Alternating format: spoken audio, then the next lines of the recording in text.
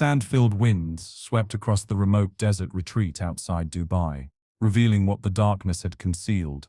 The body of Amina Sinclair lay motionless against the golden dunes, her designer gown now stained crimson, her carefully applied makeup smeared across her once beautiful face. The first light of dawn illuminated the brutal truth. This was no accident. This was a calculated execution, a message written in blood against the backdrop of luxury that had defined her existence.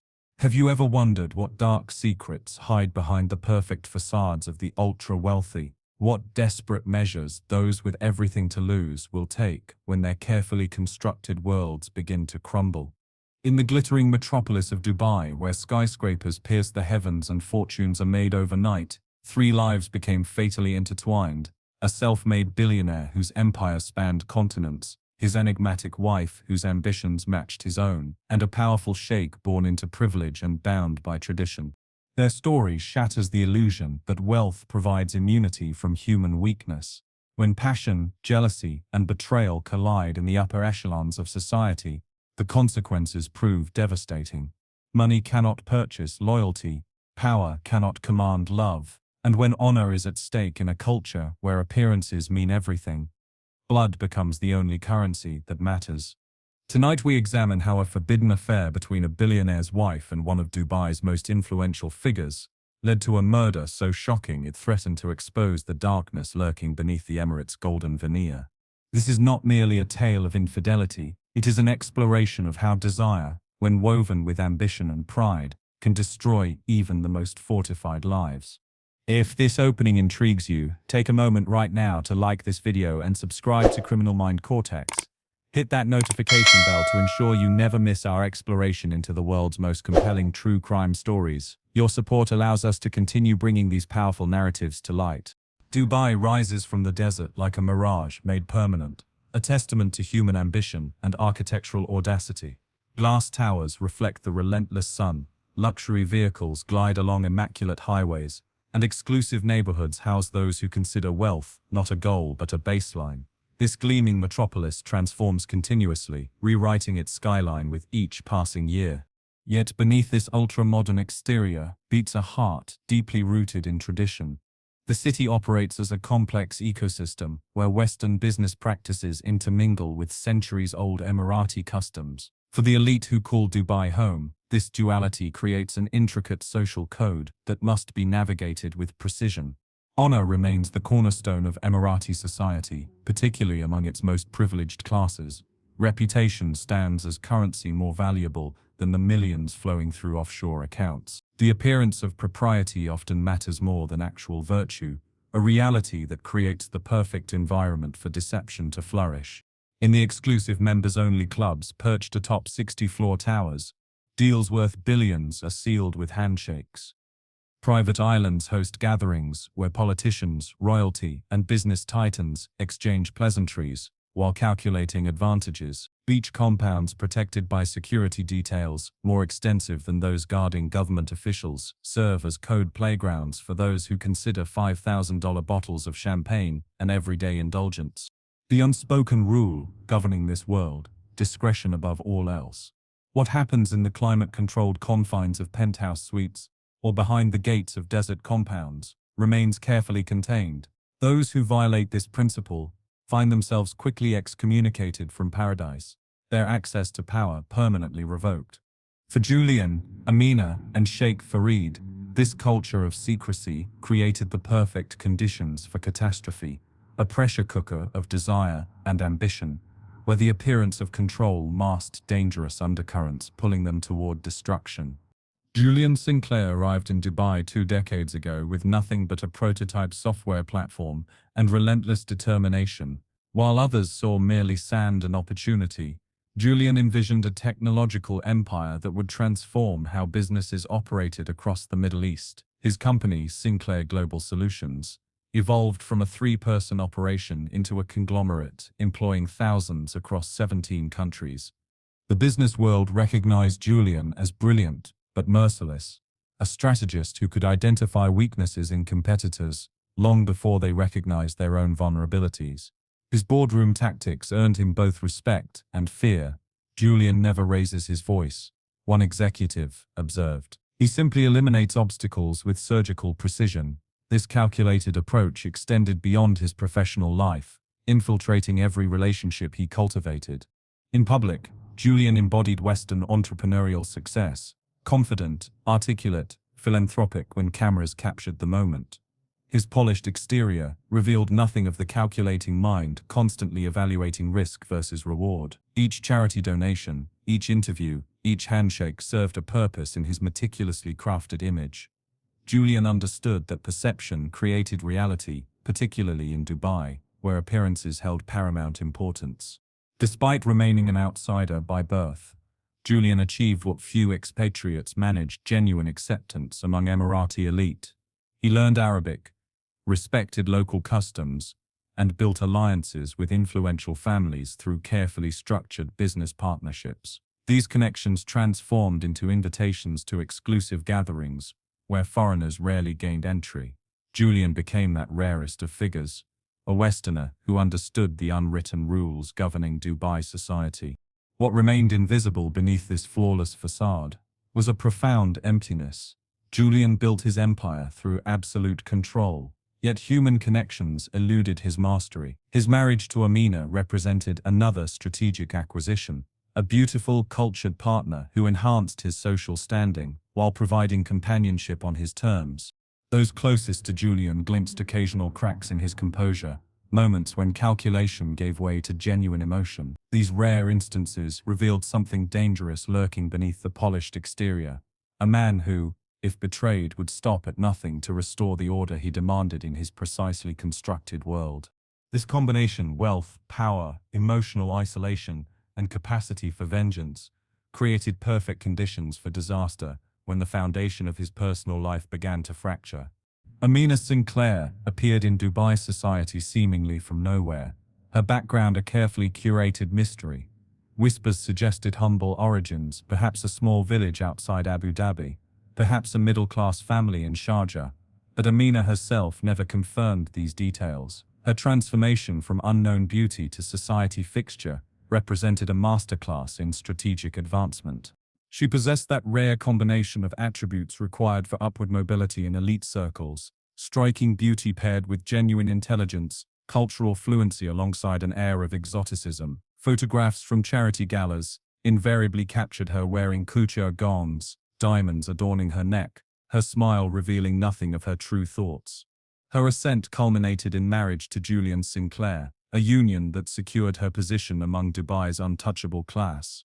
As Julian's wife, Amina executed her role flawlessly. She organized philanthropic events that garnered international press. She cultivated relationships with the wives of powerful men, creating a network that extended her influence beyond what even Julian recognized. Her immaculate taste transformed their penthouse and desert compound into showcases featured in architectural magazines. To outside observers, she exemplified perfection. Yet beneath this polished exterior lived a woman increasingly hollow. The endless cycle of luncheons, gallery openings, and strategic appearances created a gilded cage. Julian viewed her as another beautiful asset, appreciating her value without understanding her complexity. Their conversations rarely ventured beyond logistics and social obligations. Physical intimacy dwindled until it existed merely for appearance. This emotional vacuum created dangerous vulnerability. In quiet moments alone, gazing over the Dubai skyline from their 68th floor penthouse, Amina felt a gnawing emptiness no designer purchase could fill. Her marriage provided everything except what she increasingly craved: genuine connection, passion, the feeling of being truly seen. Friends noticed occasional glimpses of melancholy beneath her composed expression. "Her eyes hold such sadness," one confidant remarked. "She has everything yet nothing that matters." This emptiness created fertile ground for the attention of someone who might appreciate the woman behind the perfect image. Sheikh Farid al-Mansour descended from one of the original 7 ruling families of the Emirates, a lineage that granted him authority beyond what money alone could purchase. His influence extended through government corridors, financial institutions, and cultural foundations. When Sheikh Farid entered a room, conversations paused, attention shifted, power acknowledged power. His physical presence commanded notice. Tall, impeccably dressed in either traditional Emirati attire or bespoke Western suits, with penetrating eyes that evaluated everything while revealing nothing. His voice carried the quiet confidence of someone who never needed to demand attention. People naturally gravitated toward him, sensing his authority without understanding its full extent. Public perception painted Sheikh Farid as a progressive leader, educated at Oxford, champion of measured modernization while preserving cultural heritage. He funded museums, universities, and technology initiatives. International business publications featured his economic philosophies. Diplomatic circles considered him a crucial bridge between Western interests and Emirati traditions. This carefully maintained image concealed more complex realities.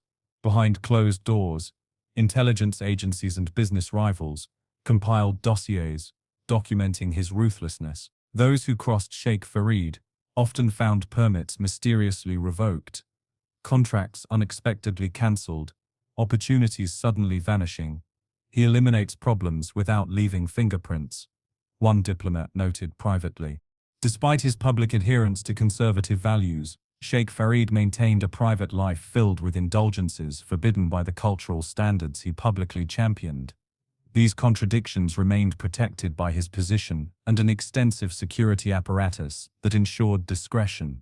His interest in Amina transcended mere physical attraction. She represented something elusive in his experience, a woman who understood both worlds as he did, who navigated traditional expectations while harboring modern desires. Their connection offered him rare intellectual equality alongside physical chemistry. The power dynamics between these three individuals, Julian with his financial empire, Amina with her social influence, and Sheikh Farid with his political authority, created a volatile triangle where personal desires collided with public personas, making catastrophe inevitable. The private art auction at Emirates Tower housed priceless artifacts behind glass walls, and even more valuable connections among its attendees. Amina arrived alone, Julian occupied with acquisition meetings in London. She moved through the crowd with practiced grace, until her path intersected with Sheikh Farid, standing contemplatively before an ancient Islamic manuscript. "The calligraphy captures eternity in a moment," he observed without looking at her. Yet, the artist himself remained anonymous, Amina replied, creating beauty without recognition. This exchange, seemingly innocent, marked the beginning of an intellectual connection that neither anticipated. Their conversation flowed from art to philosophy, from Dubai's transformation to personal reflections on belonging. For perhaps the first time in years, Amina felt truly engaged rather than merely present. Their next encounter occurred at the Dubai International Cultural Festival. Seated at adjacent tables during a poetry reading, they exchanged glances that communicated mutual recognition of something awakening between them. A week later, they found themselves alone in the private viewing room of a gallery owned by a mutual acquaintance. "We should not be here," Amina whispered as his hand brushed hers. "Yet neither of us is leaving," Sheikh Farid responded. What followed transcended physical attraction. Their liaison blossomed into an emotional refuge, where both could reveal aspects of themselves hidden from the world. For Amina, Sheikh Farid represented validation of her intelligence and depth beyond her role as Julian's accessory. For him, she offered understanding without political calculation. Their meetings grew more frequent, more daring. They constructed elaborate alibis to explain absences. The presidential suite at the Burj Al Arab, a private villa on Palm Jumeirah, his secluded compound in the desert outskirts. Each location became a temporary sanctuary where they existed outside societal constraints.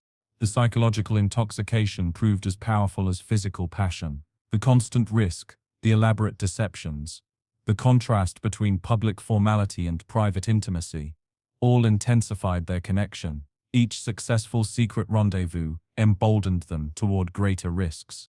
This increasing recklessness manifested in lingering glances at public functions, disappearances from events within minutes of each other, text messages exchanged with diminishing caution. The affair that began with meticulous discretion gradually succumbed to complacency born of addiction to each other's presence.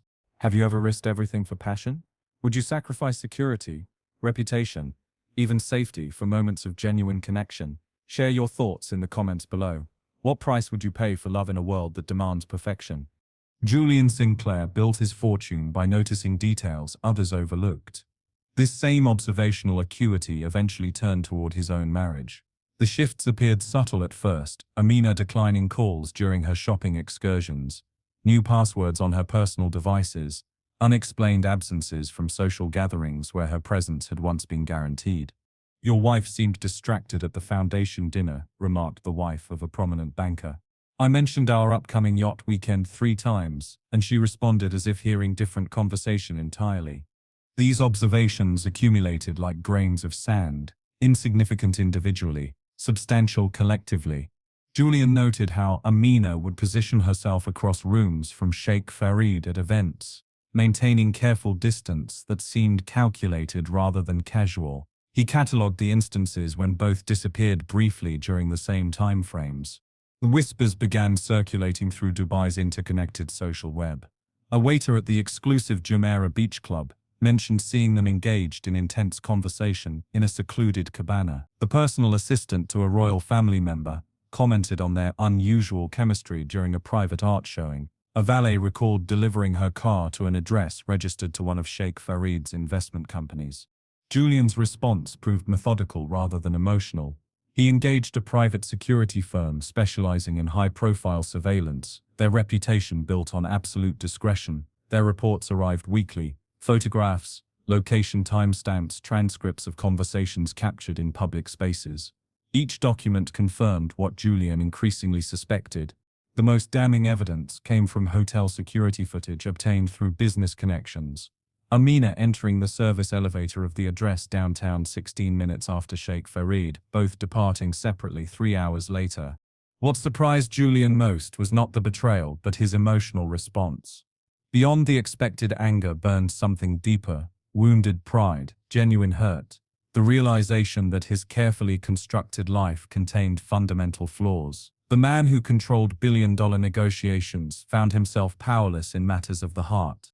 His closest confidant, a fellow expatriate entrepreneur, witnessed Julian reviewing surveillance photographs late one evening. "What will you do?" he asked.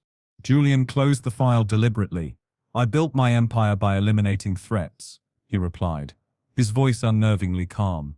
"This situation requires nothing different." The Sinclair Desert compound stood 20 miles beyond city limits, a modernist structure of concrete and glass rising from golden sand like an architectural mirage. Julian selected this location for the confrontation with methodical purpose. No staff, no witnesses, complete privacy. "We need to discuss our future," he told Amina over breakfast. His tone remained measured, betraying nothing of his intentions. The desert house tonight, 8 o'clock. Amina detected something beneath his businesslike demeanor, a coldness that triggered instinctive alarm. She spent the afternoon in escalating anxiety, finally contacting Sheikh Farid. "Julian knows," she whispered into her secure phone. "He wants to meet tonight." "Do not go alone," Sheikh Farid insisted. "I will arrive separately. Stay hidden nearby." Twilight painted the desert in deepening shadows as Amina's driver delivered her to the compound. Julian greeted her with disturbing formality, offering a glass of her favorite champagne, as if this were any normal evening. "You look concerned," he observed, studying her face. "Is something troubling you?" "Why would anything trouble me?" she replied, fingers tightening around her glass. Julian smiled without warmth. "Perhaps because your lover is currently parking his vehicle behind the eastern dune." The revelation shattered all pretense. Julian calmly placed surveillance photographs on the table between them, images capturing intimate moments never meant for public view, dates, locations, conversations transcribed with meticulous detail. "Did you imagine I would not discover this?" Julian asked, his controlled exterior finally cracking. "Did you believe you could humiliate me without consequence?" Amina's composure dissolved entirely. "Our marriage died years ago, Julian. You purchased a wife but never wanted a partner." The accusation struck with precision.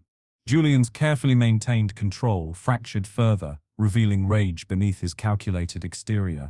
Their confrontation escalated as Sheikh Farid entered uninvited.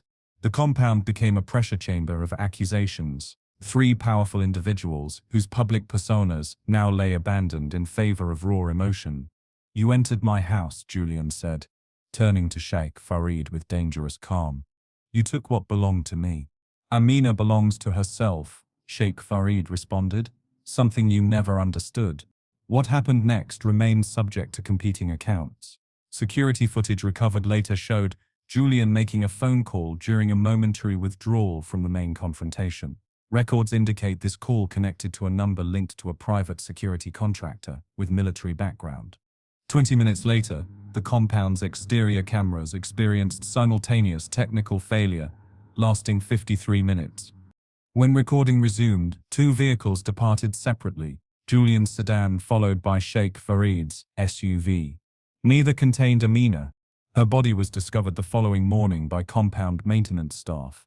Evidence of professional execution disguised as crime of passion. Multiple stab wounds. Selective bruising consistent with calculated intimidation preceding death. Her wedding ring removed but left nearby. A message clear to those who understood symbolic communication. The question that would haunt investigators: who delivered the fatal blow? Was it Julian defending his honor through proxy violence? Sheikh Farid eliminating a liability that threatened his position, or professionals executing contract killing with precision that allowed both men plausible deniability? The discovery of Amina Sinclair's body triggered an investigation unprecedented in its complexity and political sensitivity. Dubai police assigned their elite crimes division, officers who handled cases involving prominent figures where discretion equaled justice in importance. Their initial assessment confirmed what seemed obvious. This murder transcended ordinary domestic violence. The precision of the wounds indicates professional involvement, noted the medical examiner in her preliminary report. This combines personal rage with calculated execution, an unusual combination suggesting multiple perpetrators or carefully staged appearance. Physical evidence of the compound yielded contradictory narratives. Blood spatter patterns indicated the attack began in the main living area, but concluded in the bedroom. Partial fingerprints matched both Julian and Sheikh Farid, though their presence had legitimate explanation. Most telling, security system manipulation requiring technical expertise beyond what either man personally possessed. Investigators recovered deleted footage from cloud backup servers, showing three unmarked vehicles entering the compound 30 minutes after Julian's recorded phone call. These vehicles matched those operated by Executive Shield, a private security firm serving clients exclusively within the highest echelons of Dubai society, including both Julian's corporation and Sheikh Farid's family office. Cell phone records placed both men at the scene during the estimated time of death, yet both produced alibis for the critical minutes when Amina's life ended. Julian claimed immediate departure after their confrontation. Sheikh Farid asserted he left when the argument intensified, fearing damage to his reputation if discovered. Financial records revealed substantial cryptocurrency transfers from offshore accounts linked to Julian's holdings, $500,000 moving through three separate anonymous wallets, before reaching an account associated with a former military contractor known for problem resolution services. Simultaneously, intelligence sources identified unusual movement within Sheikh Farid's security detail. That evening, 4 personnel unaccounted for during a 3-hour window coinciding with the murder timeframe. As evidence mounted, investigators faced mounting pressure from invisible forces. The lead detective received an unexpected promotion, removing him from the case. Key witnesses suddenly departed Dubai for extended holidays. Laboratory results experienced unexplained delays. The investigation continued officially while encountering increasing obstacles, a pattern familiar to anyone understanding how power operates in Dubai when reputation and honor hang in precarious balance. If you are finding this case as fascinating as our research team did, hit subscribe and the notification bell right now to ensure you do not miss any future investigations into cases where wealth and power collide with deadly consequences. The murder investigation never reached courtroom resolution. 6 months after Amina's death, officials reclassified the case as inactive pending new evidence. Bureaucratic terminology signaling powerful intervention. Both principal suspects remained free, though permanently altered by the events that bound them together. Julian Sinclair's business empire experienced immediate turbulence. Share prices dropped 15% within days of headlines connecting him to the investigation. 4 board members resigned, citing personal reasons. International clients quietly redirected contracts toward competitors. Julian withdrew from public appearances, managing his conglomerate through layers of executives, while maintaining residence in Dubai, a calculated choice demonstrating confidence in his untouchable status.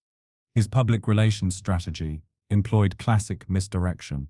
Press releases highlighted expanded philanthropic initiatives. Financial publications received exclusive interviews, focusing solely on business innovations.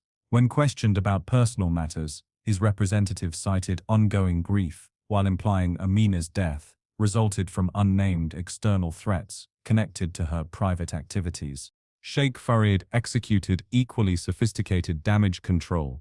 His political appointments remained intact through family connections extending into the highest government echelons. He increased visibility at cultural events, religious observances, and state functions, reinforcing his position within traditional power structures, while subtly distancing himself from any suggestion of impropriety.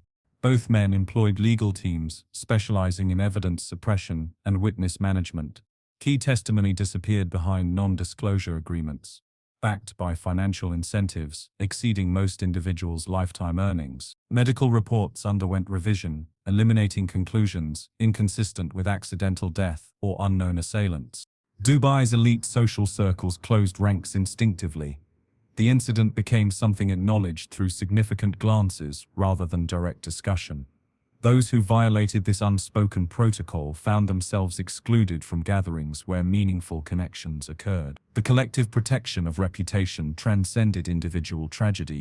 International media initially pursued the story aggressively, until encountering insurmountable obstacles, visa complications for investigative journalists, sources suddenly unreachable, legal threats from firms representing unspecified Dubai interests. The global news cycle eventually moved forward, leaving Amina's story buried beneath newer scandals. 5 years after Amina's death, her story persists in Dubai through whispered conversations at exclusive gatherings.